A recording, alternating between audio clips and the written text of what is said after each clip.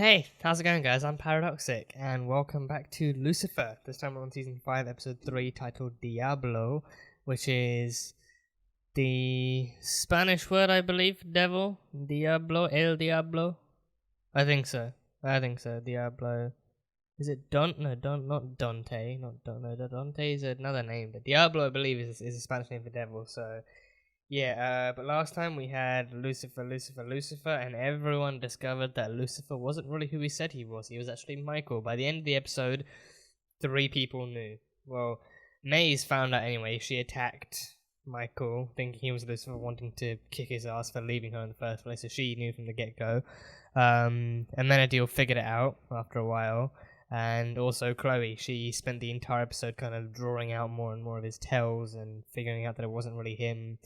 And stuff like that. So yeah, so they all find out. So Ella and Dan, Ella doesn't know that Lucifer is Lucifer the devil anyway, and Dan doesn't know either. Like, yeah, so they just don't know. They just think he's back. Dan is just suspicious. He's waiting for Lucifer to just be his usual Lucifer Morningstar self.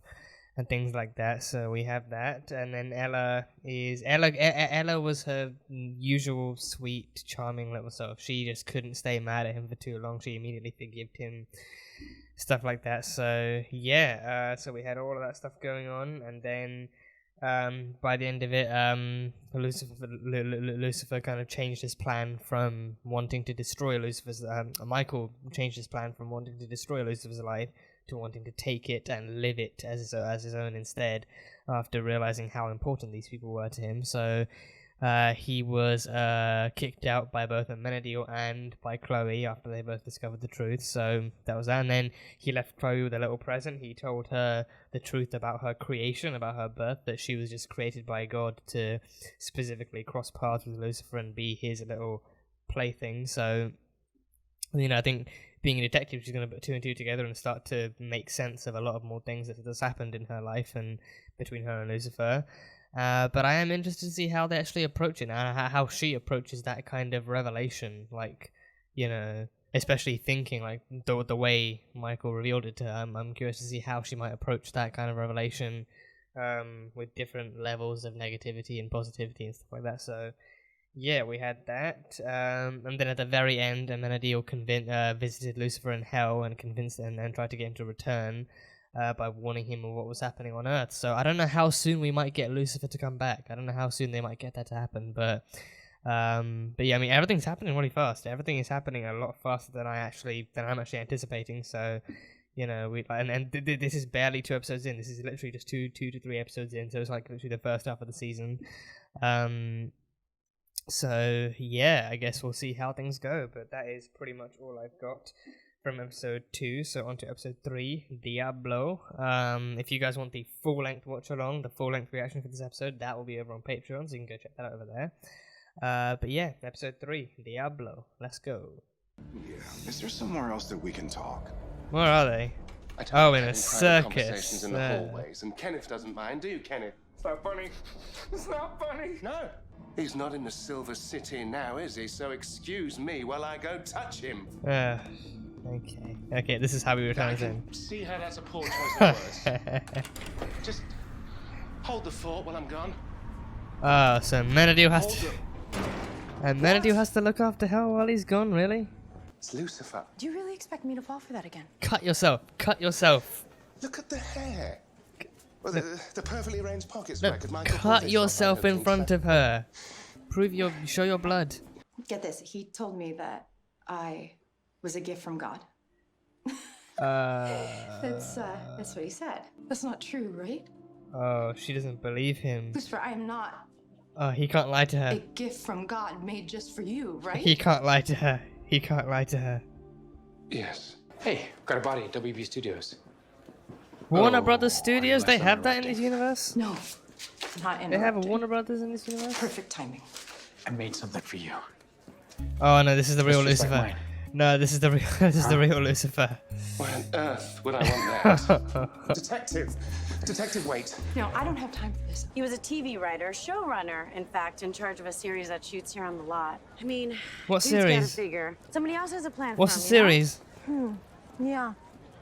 You okay? What's the series? Oh, Lieutenant Diablo. Actually, Ah. Now I think of it, we did mostly talk about me. He was writing Lucifer. Ah. Okay, that's nice. That's good. Okay, that's good. Yeah, okay. It was a devil of a case, but this scum didn't stand a chance in hell.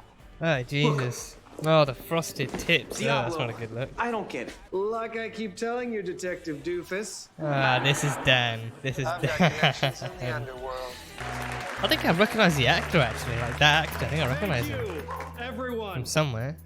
But really, I should share this with my partner. Where is she? Who plays... Detective Dancer? Detective Dancer? Who plays Chloe? Sorry, Diablo. I was just pumping a suspect for leads. You know I'll polish your bugle anytime. Oh, Jesus.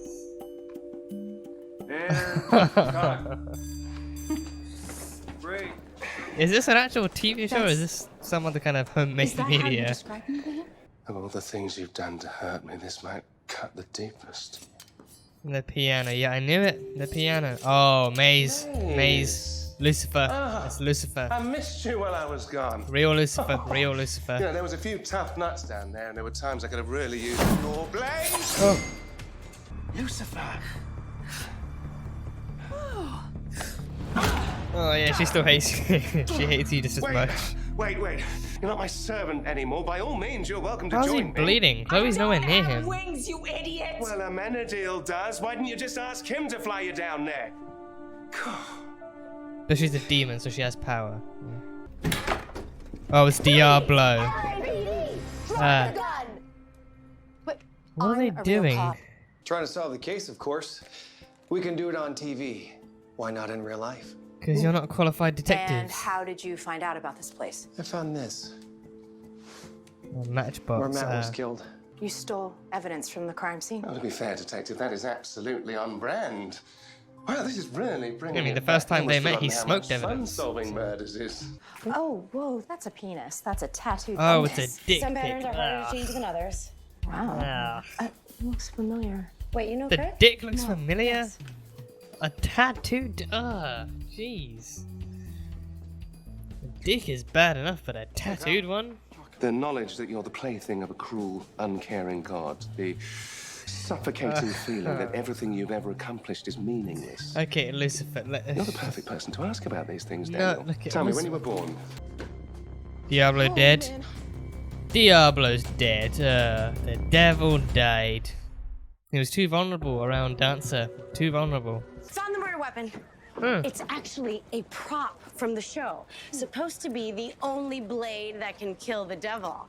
How ironic is that, right? Hey, yeah! Oh. Sorry, that seemed a lot funnier in my head. I'm sure. Oh, damn. Well, it's a prop. It's a prop. That's Thank God for rubber. that. Can't be the murder weapon. Holy Christ. For a hot second, I actually thought it would go right through him. Is that Amenadiel? That's Terry's big brother from Brooklyn Nine-Nine. Wow. The Sergeant Jeffords' big brother, or Lieutenant Jeffords. Yeah. Zeke. Simpler times. Who plays Maze? Me and Lucifer, Who Together. plays Mazikeen? side by side for eons. Wait. That is Amenadiel, right? Did they gender Maze, swap? you know I'm No, not that has to be going Amenadiel. anywhere. That has to be Amenadiel. Right? Oh my. Oh, that's I suppose Linda. it's me. That's Dr. Martin. But until that day, And what was Dancer doing? A zero-G striptease? Have you read this already? I can't believe you pulled it off, Diablo. We made it back to Earth piloting a hijacked space shuttle. Insane. Oh, they're actually acting out You the can say script. that. Again, Dancer. They're A actually devil in the acting heavens. out the With script. crime, it must be punished. Wait, he's Daniel, playing Diablo? The original actor playing Diablo is dead, not you. Please, can we just give it a bit of life? Just please? set Why me isn't up for the Lucifer next playing line, Diablo? Okay? I was able to confirm that the victims were killed by someone right-handed, and Carrie has repetitive stress injuries in her wrist. I mean, it'd be Yeah, exactly. highly unlikely Dancer. that she could stab someone. Dancer, with the she force was that his made those number wounds, 2. especially with her non-dominant hand. Well, it says it right here in black and white. Diablo was certain the killer was number 2. His number 2, Unless he meant someone Dancer. else. His partner, Dancer. So, this is Diablo's club. Hades, where Christy Oh, Dancer gee, was a stripper he even had his before own she Lux. joined the police force He even to had his solve own her Lux. father's murder. Yeah, in fact, it would be nearly impossible to tell you two apart over the phone. Oh, god damn it. Oh, jeez. Oh. Oh. Oh. Okay, combat roll. Yeah, combat roll. Okay. I am not spending the next 6 seasons with my main prop as a stripper pole. Oh. Oh. Good one. Okay.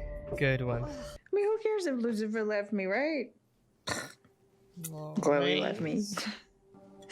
And she left me. Eve.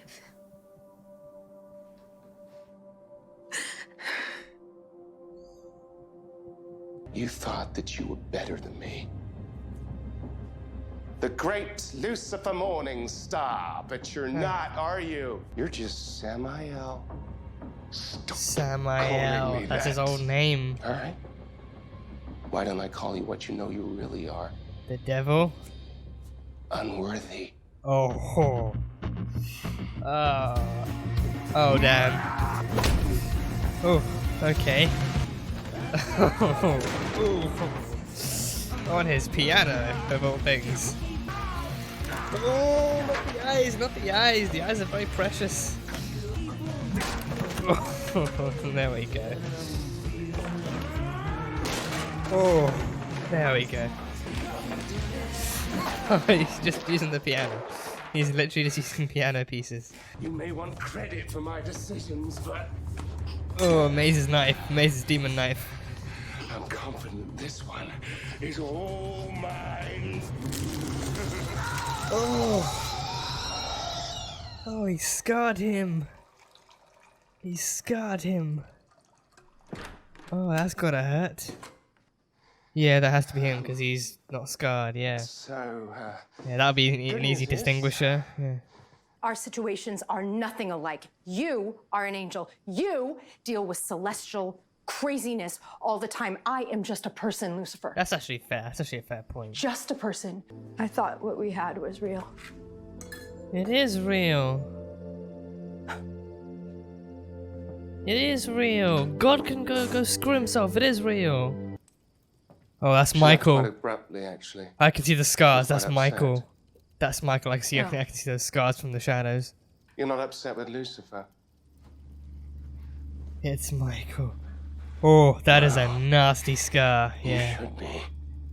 The secret that he kept from Chloe. And the one that he's keeping from you.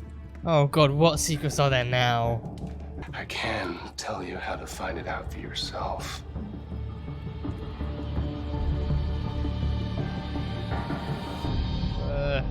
Oh no. Oh, that's the end. Okay, yeah, no, so this episode was crazy. This episode was crazy. So we had on the okay, let's start off with the actual TV show stuff. So yeah, so there was a Warner Brothers Studios in this universe. I didn't know that. I don't know if it's been referenced before, but I didn't know that there were Warner Brothers Studios in this. So that's cool. But I mean, it could be very, very different from the one we're used to, because for one thing, the main produce we saw coming out of them in this show is Lieutenant Diablo. Lieutenant Diablo, their very own interpretation of Lucifer. So Lucifer himself actually met the showrunner years before and actually helped him kickstart his career as a TV writer, and he did so by telling him his own life story and his experiences and stuff. And so Matt Owens, the showrunner, he came up with a Lieutenant Diablo. And we had Lieutenant Diablo, we had Detective Dancer, that was meant to be an interpretation of Chloe. We had someone else who we had Detective Doofus, who was meant to be Dan, Detective Douche. So that was cool. And we had someone else at Lux, at Hades, their version of Lux. Someone I can't tell if it's actually an Amenadiel. It would make more sense for it to be an Amenadiel. But at the same time, I mean, he mentioned that they were only 7 episodes in. They were only 7 episodes into this show, so it was clearly still within the first season. So then but then from the way that Maze and Linda were reacting to it, I couldn't tell if it was actually an Amenadiel, like it would make sense to be, or if it was a gender swapped Maze. If it was a gender swapped Maze for whatever reason, because Amenadiel, we know in season 1 he didn't really spend that much time at Lux. He was in season 1, or at least for most of season 1, he was still traveling to and from heaven to earth, trying to convince Lucifer to return to hell and do his thing and to do what he was meant to do and to keep guarding hell and stuff. So he was kind of back and forth, but the only one who was actually consistently working and staying at Lux was Maze. So if they were only 7 episodes in and they were still doing the first season, they were still doing that stuff, then it would make more sense for it to be Maze, but then a gender swap version of her. So yeah, I don't know, but I recognize the actor. The actor, I recognize him. He played Zeke, Terry's big brother-in-law on Brooklyn Nine-Nine, so that was cool. But yeah, we had Lieutenant Diablo. Like the frosted fringe tips, and Detective Dancer, his stripper turned police detective partner. So that was that. But yeah, I mean, it was about half the episode. It was about half, maybe like 3/4 of the episode at most. But yeah, I think I got like near enough like French Mistake vibes, like the French Mistake episode of Supernatural where they actually travel into the universe where Supernatural is literally a TV show and they're Jared and Jensen and all that kind of stuff. It was like nearly enough French Mistake vibes, but clearly it's like it's clearly him just kind of letting his life be used as a TV show within that same universe. And yeah, so I think they've only been doing this now. Like I was wondering, like, if this is the case, then why are they waiting until season 5 to do it now? But then, Matt only kickstarted it at this point, so yeah, I guess that makes sense. Some sense. But that was really cool. So they were doing that, and then it actually played into the episode 2. It was like a murder thing. So the showrunner died, and then Diablo died, and it was actually Dancer. It was the actress playing Chloe's kind of interpreted character who did the killing. So yeah, she was tired of being told what to do, and so yeah, this episode as a whole kind of played a lot on Chloe's kind of struggles and Lucifer's struggles. So Chloe unarguably had the biggest struggles of this episode. She finds out, and again I knew it that because now we were dealing with the real Lucifer.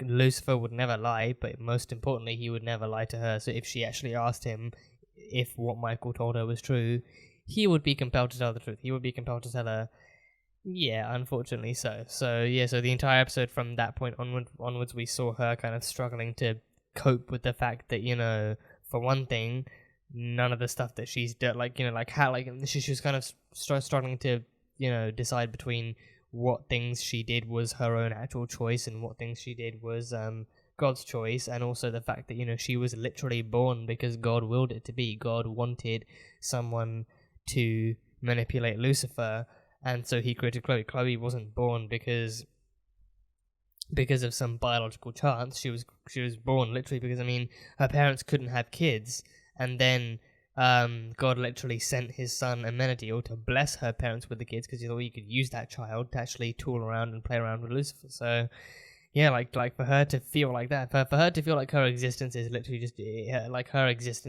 nothing more than like something being used by a higher being to dick around with his son. It's not very. It's very very kind of. It's a very very.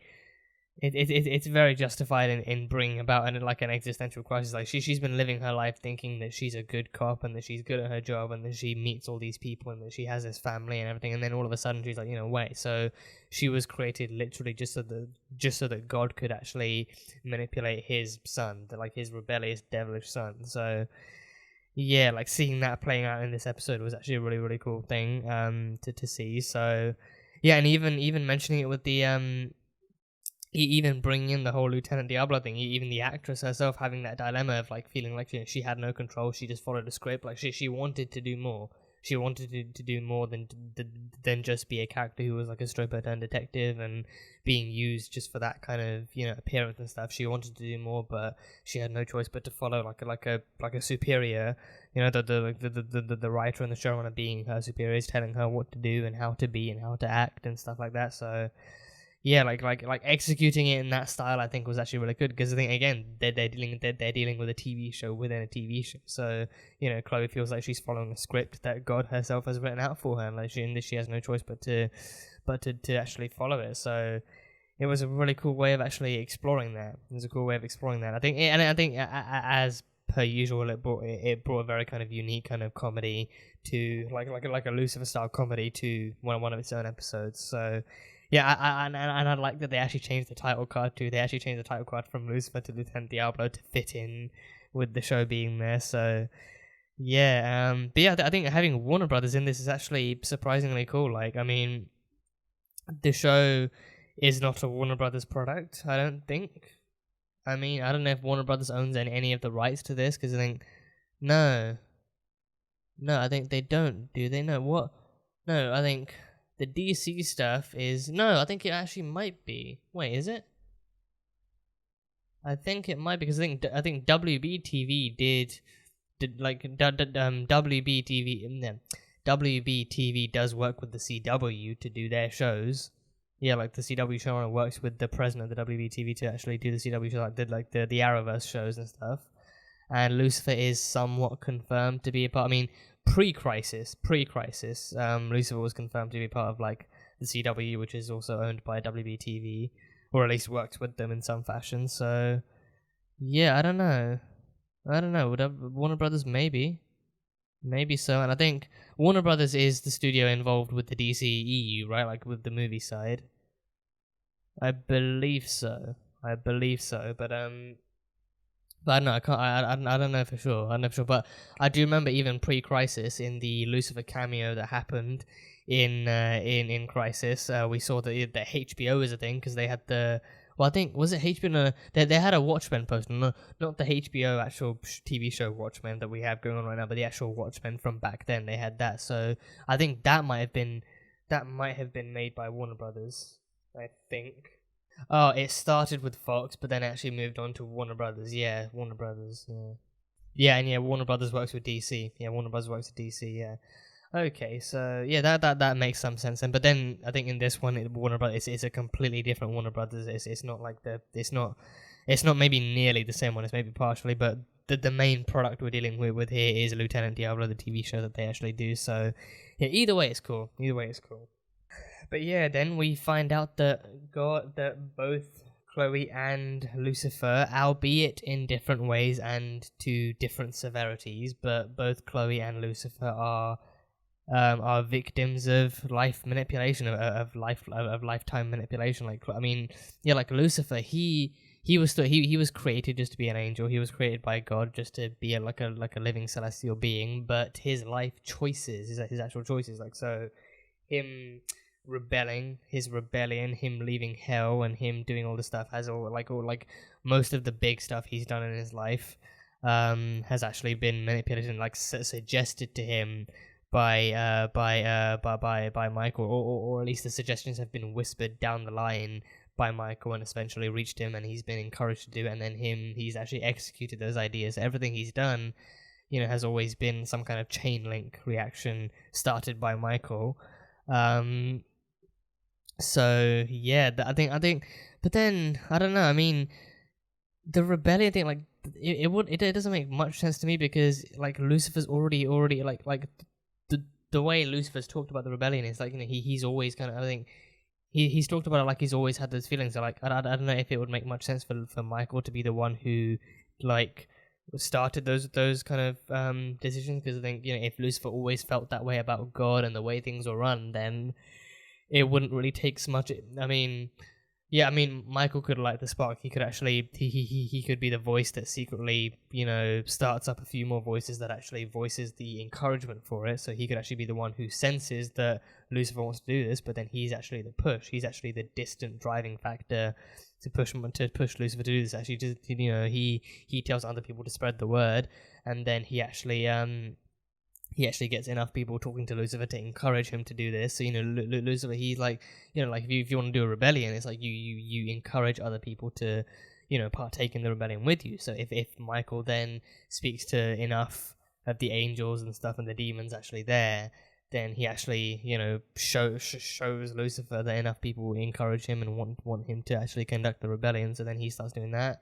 And then leaving hell, he does that too. I think the leaving hell part doesn't make much sense, because I think the leaving hell thing, that like sounds like, you know, I mean, yeah, like I don't think even if Michael spoke to the demons in hell, I don't really think that, you know, the demons themselves would actually, you know, tell Lucifer to leave, because they need their king there. They needed, like, it was like a whole thing in season 4. Like at the end of season 4, like the demons needed Lucifer there, so they needed a new king. They needed a new leader. So when Lucifer refused, obviously they moved on to Charlie. But again, like in the first place, I don't think any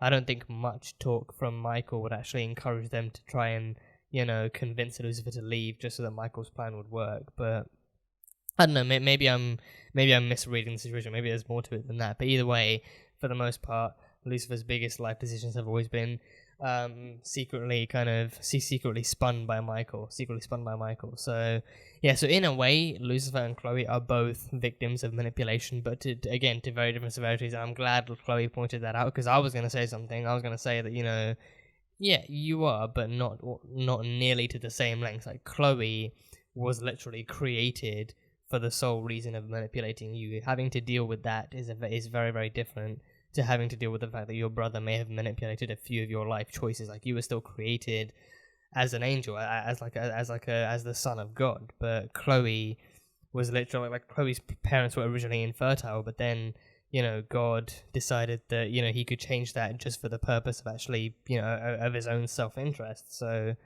it's very different there. It's a very, very different case there. So it's not nearly comparable, but it's somewhat comparable. But it's not comparable in a way that, you know, Lucifer can actually relate to that. So that's, I mean, we see now how it's changing their relationship.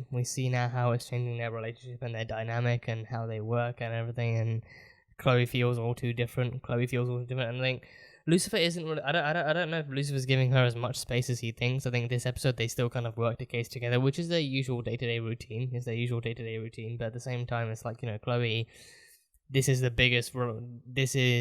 unarguably the biggest revelation that Chloe has had to deal with. On the one hand, she's had to deal with that she's in love with the literal devil, and she's found out that Lucifer wasn't lying. But on the other hand, now this is something that actually changes the way she sees the very fabric of her existence. Like, you know, she only exists because God literally willed it to be. God literally wanted her to exist so that he could actually, you know, control his son. So having to deal with the fact that, you know, you might not be anything more than a pawn in a game that God created, it's not a very, very fun way to live. And I think, and again, like, just her feeling like she has so little control. Like, in, like, I mean, yeah, like, because I think how much else did God actually change? Like, did he make her a detective knowing that she would cross paths with Lucifer? Like, Lucifer being rebellious, he would get into trouble down there. He would, you know, get into something. He would get caught in the crossfire or something. Which is what literally happened. He got caught in the crossfire between, you know, between like a gang runner, like killing an innocent woman, and then he met Chloe straight afterwards, and then things kicked off from there. So, you know, knowing he's rebellious and he would get into trouble down on Earth, he probably, you know, kickstarted Chloe being a detective too and stuff like that. But yeah, I don't know, it's a very different case. So it's like Chloe's case is much more severe, and just seeing how she deals with it, I think is going to be interesting. But yeah, I don't know, it's very, very different. It's very, very different. And then we have Maze. Maze is dealing with her own stuff. She was feeling abandoned. She's feeling very, very abandoned. You know, like, first Eve leaves her, then Chloe wants to cut off their partnership. I mean, I think that was probably just because I think that one was more because the kiss caught her off guard. Like, she thought she thought that because of the kiss, Maze was growing too close to her, because she was struggling with Eve having left and Lucifer having left. So I think that was more to do with the kiss than anything else. But still, kind of Chloe distanced herself from her after that, and then Lucifer went to hell without even saying goodbye. Like literally the only person he said goodbye to was was Chloe. Like the most intimate goodbye went to Chloe, which is understandable, but at the same time he never even mentioned it to Maze. He never even mentioned it to Maze. So yeah, so her just feeling like everyone's moving on. Even Linda and Amenity are kind of like spending more time together now that they're parents. Which, on a side note, makes me wonder if we're gonna have a wedding this season, because they are parents now, so it only makes more sense for them to be husband and wife. So I wonder if we're gonna have like a Amenity or Martin kind of wedding and stuff. That would be cool to see. But I guess we'll see. We'll have to wait and see. There's no signs of it. There's like right now they seem comfortable being parents, but I do wonder if they're actually. Yeah, I mean, they seem to love each other too, and they seem to love each other. So I think it would make sense, and it would be cool to see a wedding. But I don't know if, I mean, with all the stuff that's going on, I don't know if that's in the books just yet. But either way, like, you know, Maze has less and less, like fewer and fewer people to hang out with, and even Trixie, we don't see much of Trixie anymore either. Like, she's growing up now. She's growing up, and she's entering. I don't know how old she is now. I think last time we saw her, she looked like she was in like her early teens. So yeah, and it's been about 5 seasons. It only makes sense for her to grow up. So she's moving on. She's getting friends of her own probably. So she's leaving. She's, more distant from Maze's life. Like, Maze needs someone. Maze needs someone to be with. Like even if it's not love, just like a friend. Just a friend. That's what Trixie was to her. She was one of her closest friends, and it's what she needs. She needs an actual friend back again that she can confide in and stuff. Like she needs someone to be to her what she used to be to Lucifer, like a confidant, someone to be with, someone to hang out with, and stuff like that. So Maze would be an awesome friend to have. Maze would be an awesome friend to have. So anyone would be lucky to have a Maze in their lives. Anyone would be lucky. Like a friend who cares about you but would also kill for you. That is, I mean, it's probably ethically questionable, but still, it's awesome. It's awesome. But yeah, so Lucifer solved the Michael issue in some way by scarring him. Like that fight scene was cool. Them just, them just picking each other up and flooring each other and punching each other, and then finally resorting to just picking up pieces and chunks of the piano and just smacking each other with it. Just one grabbing a small piece and knocking the other on the head with it, and then Lucifer grabbing a bigger piece and just just smashing into his back. And just in the end, just using the piano to fight one another was actually a cool thing to see. And then in the end, he got him in a chokehold, and he decided to actually make it permanently easier to tell the two of them apart by actually scarring his face with the demon knife. So yeah, that was cool. So now he looks all the more eerie and creepy and dangerous and evil. So now that the secret's out there, I think it's going to be much easier to tell too. But now we actually have the official kind of physical alteration done too. But yeah, that last scene now. So now, on the one hand, he either actually knows a secret about Maze, or he's lying to get under her skin. He is a liar. That's what he does. He lies. He exploits people's fears. He uses that to get under their skin and to exploit them and use them in whatever way he can. So yeah, I mean, I feel like if there was a secret about Maze, we would know it by now, because I think most of the other characters we know their secrets already. Like, so I feel like if Maze had some kind of deep dark secret that would kind of be like a crazy burden on her character, then I feel like we as the audience might have known that by now, and if anything, it would have been used as development for her character. But I don't know, because again, like Michael being who he is, it feels like it's just like a ploy to get under her skin. But I guess that's also something we'll have to wait and find out to see. But he said he wouldn't tell her. He said he wouldn't tell her, but he would actually find out. But he would tell her a way for her to find out the secret. So I feel like again, the chances of it being true are low, but it could also just be like a way for him to actually get under her skin, a way for him to turn her against Lucifer. If it's something that Lucifer knows and he never told her, then that would just increase the rage that she has towards him. Like, she's still upset, but she went there to forgive him. But that, like, I don't know what happened there. Like, how did he sneak into Chloe's place? because literally one scene before, Lucifer was there and Chloe was there, and we saw as Maze walked through, we saw like there were still those framed pictures of all of Trixie's drawings, all of Trixie's drawings. So we know it was the same place, but how far apart was that? Did those two scenes take place that neither Lucifer nor Chloe was there, but Michael managed to sneak in somehow? I don't know, but either way it happened, and Maze was teased about a secret, so I guess we'll find out what that is soon enough. But yeah, it was a fun one. It was a fun episode, so I look forward to seeing how the story progresses and what Maze's big hidden secret is, and how it affects her and how it affects all the other characters in the story, and what more stuff Michael does. It was cool to see a Michael Lucifer showdown. It was cool to see it like a very, very brief Michael Lucifer showdown. I look forward to seeing how this stuff goes forward. But yeah, that is pretty much all I've got from this episode. So that was Lucifer, season 5, episode 3, titled Diablo. So thank you guys so much for watching this video. If you guys enjoyed it, then salt and burn that like button. Comment on what you thought of the episode and what you think is coming up next time on Lucifer. Again, the full-length reaction for this episode will be over on Patreon, so you can go check that out over there. And yeah, that is it. So I will see you guys next time.